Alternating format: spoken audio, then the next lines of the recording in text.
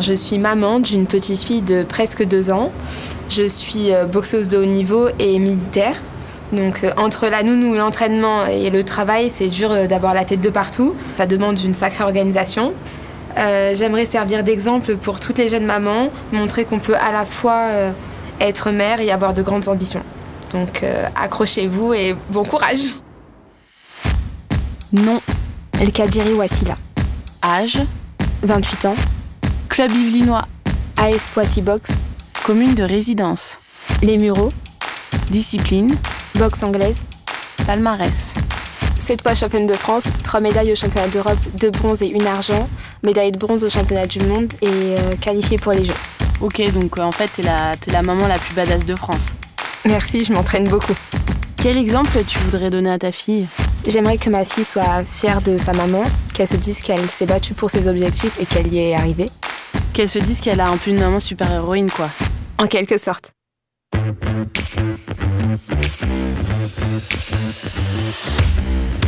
Moi, c'est Laurie Berton, je travaille au service sport du département des Yvelines et je suis une ancienne athlète de haut niveau en cyclisme sur piste. J'ai été vice-championne du monde de l'Omnium et j'ai participé aux Jeux Olympiques de Rio en 2016. Chaque mois, j'interviewe un athlète yvelinois qui prépare Paris 2024, l'occasion de découvrir un peu mieux le territoire des Yvelines et les projets qui y sont développés.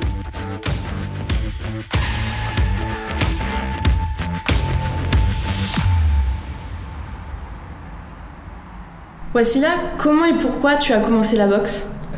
Alors, j'ai commencé la boxe à l'âge de 15 ans. Au début, je cherchais un sport pour me défouler. À dire vrai, j'hésitais même entre la boxe et la danse. Et je ne voulais surtout pas faire de compétition. Et au final, j'ai fini par me lancer. Et en gagnant mes premiers combats, je me suis prise au jeu. J'ai tout de suite été attirée par l'esprit familial que j'y trouvais. Tout le monde s'encourageait, s'entraidait. Et j'étais la première fille de la salle. Du coup, j'étais un peu la petite sœur de tout le monde. Et t'es militaire de métier, je crois. Oui, c'est ça. À côté de ça, je suis militaire, je suis sergent au bataillon de Joinville et j'ai la chance d'être détachée à 100% pour me consacrer à ma carrière sportive. C'est rigolo, je connais bien le bataillon de Joinville parce que j'ai fait partie de cette grande famille quand j'étais sportive. C'est pas vrai, c'est dingue. Ouais. Et c'était quand ? De 2017 à 2019. Ok. Et donc du coup, t'as 2 activités assez intenses. Comment tu t'organises pour garder ton enfant ? Alors j'élève ma fille seule et je la dépose chez la nounou quand je pars à l'entraînement.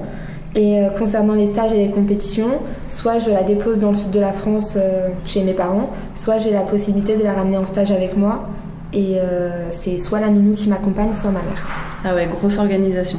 Ça doit vraiment pas être facile d'être jeune maman et boxeuse de haut niveau. Non, c'est vrai que c'est pas facile, mais il ne faut rien lâcher.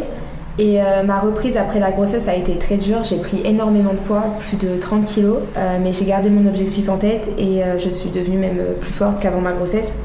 Après, vraiment pas facile, hein. J'ai eu des moments de doute, de pleurs, mais il faut continuer et pas abandonner. Est-ce que tu aimerais faire passer un message aux femmes sportives de haut niveau qui voudraient aussi devenir maman comme toi ? Qu'il faut se donner les moyens d'y arriver et ne pas baisser les bras, malgré la difficulté, les personnes qui nous découragent. C'est vraiment croire en soi, malgré la difficulté, c'est ça. Je sais pas si tu connais l'endroit où nous sommes, Wassila. Oui, nous sommes devant le centre de PMI. Yes, on est devant un centre de PMI, donc centre de protection maternelle et infantile, et c'est le centre de PMI de Saint-Germain-en-Laye. T'es déjà venue dans un centre comme ça pour une consultation pendant ta grossesse ou après la naissance de ta fille ? Oui, après avoir accouché. Pour le suivi vaccinal de ma fille, tout s'est bien passé, j'ai bien été accueillie par le personnel. Et c'est mon premier enfant, du coup au moindre doute, au moindre rhume, je courais au centre de PMI pour être rassurée, pour avoir des renseignements. Alors les centres de PMI sont des lieux gratuits, ouverts à tous, dans lesquels sont accueillies les femmes enceintes et les enfants de la naissance à 6 ans. Peggy Kosmatov, sage-femme au centre PMI de Saint-Germain-en-Laye. Les femmes peuvent se faire suivre pendant la grossesse en PMI par une sage-femme et peuvent revenir après l'accouchement. Et les parents peuvent venir avec l'enfant pour que l'enfant soit examiné par le médecin et la puéricultrice. Et tout le monde peut y aller ? Oui, les centres de PMI sont ouverts à tous, à toutes les personnes, quelle que soit leur couverture médicale. Ce n'est pas obligatoire, mais c'est ouvert à tout le monde. Comme on parle de sport dans ce podcast, on voulait se poser la question de l'activité physique pendant la grossesse. Est-ce que c'est vraiment incompatible ? Alors c'est vrai qu'on a tendance à penser à tort que le sport n'est pas compatible avec une grossesse, alors que c'est tout le contraire. Le sport, ou plutôt l'activité physique, est recommandé à condition de ne pas présenter de risque bien sûr. L'activité physique et sportive va permettre de réduire chez la femme enceinte le risque d'accouchement prématuré, mais aussi le risque de surpoids, d'obésité, de diabète gestationnel. Et puis ça présente aussi de grands bénéfices pour le fœtus, notamment pour sa croissance. Alors ce serait vraiment dommage de s'en priver. Pour les femmes enceintes, on recommande des sports plutôt doux, comme de la marche, de la natation, du pilate, du yoga.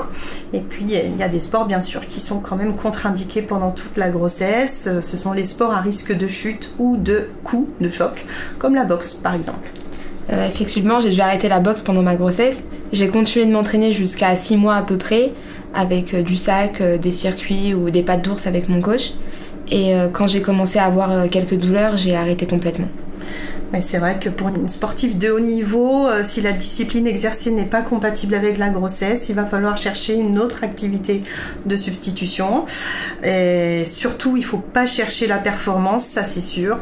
Et voilà, faut vraiment pas hésiter non plus à chercher des conseils auprès du médecin ou de la sage-femme qui suit la grossesse, ou auprès de l'entraîneur sportif aussi.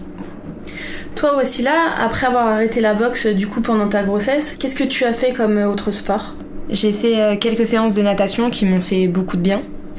Et c'est quoi exactement le bon timing en règle générale ?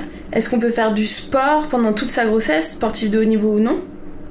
Oui, on peut faire du sport pendant toute la grossesse, du début jusqu'au jour de l'accouchement, en fonction de sa condition physique et en fonction de l'état de grossesse, en respectant les contre-indications. Mais c'est fortement recommandé, effectivement.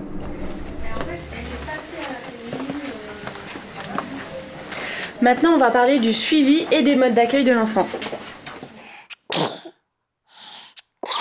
Alors, ici au centre de PMI de Saint-Germain-en-Laye, comme dans tous les centres de PMI du département, les parents peuvent avoir accès à des consultations avec des médecins pour leurs enfants de moins de 6 ans. Pauline Ray, médecin référent du centre PMI de Saint-Germain-en-Laye. On s'assure du bon développement des enfants, on dépiste d'éventuels handicaps et on suit le calendrier vaccinal pour qu'il soit à jour. On fait un vrai soutien à la parentalité pour ces parents qui rencontrent leurs enfants pour la première fois. Et les parents peuvent aussi s'adresser à des puéricultrices, c'est ça ?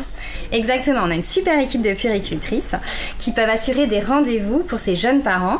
On fait un vrai soutien à l'allaitement quand le bébé vient de naître, à l'allaitement ou au biberon, à l'alimentation en tout cas. Elles peuvent répondre à leurs questions, toutes les questions au niveau de l'alimentation, au niveau de l'hygiène, du sommeil, des apprentissages et des modes d'accueil. Ça, c'est ce qui se passe dans notre centre, mais les puéricultrices peuvent aussi aller à l'extérieur du centre. Et ça consiste en quoi exactement ? Bien, les infirmières puéricultrices peuvent aller en visite à domicile chez les parents pour faire le soutien à la parentalité au domicile, aider les parents à installer leur bébé, vérifier l'allaitement et donner tous les conseils de puériculture. Et concernant l'accompagnement des parents, je crois que vous organisez aussi des choses en groupe ? Oui, on fait des ateliers collectifs. On peut apprendre aux parents à masser leur bébé de manière physiologique ou alors on apprend aux jeunes parents à porter leurs enfants en écharpe. Et vous intervenez également en dehors du centre, dans le milieu scolaire par exemple ? Oui, les centres de PMI organisent les bilans en école maternelle. Donc ça, c'est une grande mission de notre centre. On voit à peu près la totalité des enfants de notre secteur. Et les enfants à l'âge de 4 ans sont tous vus par une infirmière puéricultrice qui réalise des dépistages visuels, auditifs, au niveau du surpoids. On vérifie que les vaccins sont à jour.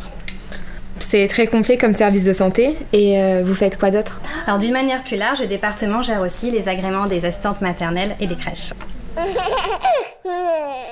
La mission des agréments des assistantes maternelles, en fait, c'est une mission de la PMI qui est aujourd'hui dédiée.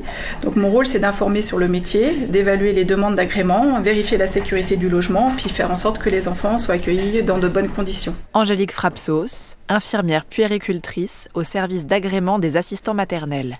Aujourd'hui, je parle d'assistante maternelle. Pourquoi ? Parce qu'en fait, c'est un métier essentiellement féminin et qu'il y a assez peu d'hommes qui font ce métier. Est-ce que vous pouvez nous expliquer en quoi consiste le métier d'assistante maternelle ? Alors, les assistantes maternelles peuvent accueillir jusqu'à un maximum de 4 enfants à son domicile ou alors dans un autre logement, dans une maison d'assistante maternelle. Ces personnes ne font pas que garder les enfants, elles font aussi un travail d'éveil et d'éducation, j'imagine. Oui, en effet, elles doivent proposer des activités d'éveil tout en suivant le rythme, le besoin des enfants et en fonction de leur âge. Elles sont les coéducateurs des parents en prenant en compte leurs valeurs. Et quels sont les horaires auxquels les assistantes maternelles accueillent les enfants? Alors les horaires, c'est tout à fait variable. Ça peut être en fonction de la professionnelle, soit tôt le matin ou tard le soir, et à la demande des parents, évidemment. Ça, c'est top, parce que c'est toujours la course quand on travaille. Vous venez avec moi? On va aller le poser. Et je me demandais ce qui était proposé pour les enfants dans les crèches. Alors, un cadre où l'enfant se sent en sécurité affective et physique et où il peut s'épanouir, s'éveiller, jouer, rencontrer d'autres enfants. Laurence Pilaudin, conseillère technique pour les crèches. On lui propose aussi des jeux d'éveil adaptés à son âge qui sont à sa disposition et aussi des activités en petits groupes comme chant, histoire, activités manuelles. Par ailleurs, on prend du temps avec les parents quand ils arrivent et quand ils repartent pour créer un climat de confiance avec eux et puis les accompagner dans leur rôle de parents. Et quels sont les professionnels qui prennent les enfants en charge?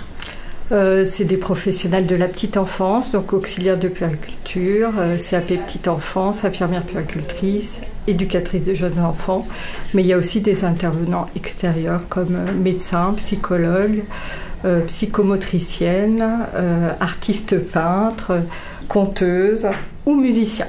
Merci beaucoup pour toutes ces informations, et que ce soit le personnel des crèches ou les assistants maternels, ces professionnels jouent un rôle clé dans le retour à l'emploi des jeunes mamans, et ça c'est vraiment super important. Merci à eux et merci à vous. Au plaisir. On vous raccompagne vers la sortie? Merci, on va vous laisser travailler plutôt. Au revoir. Merci, au revoir. Au revoir.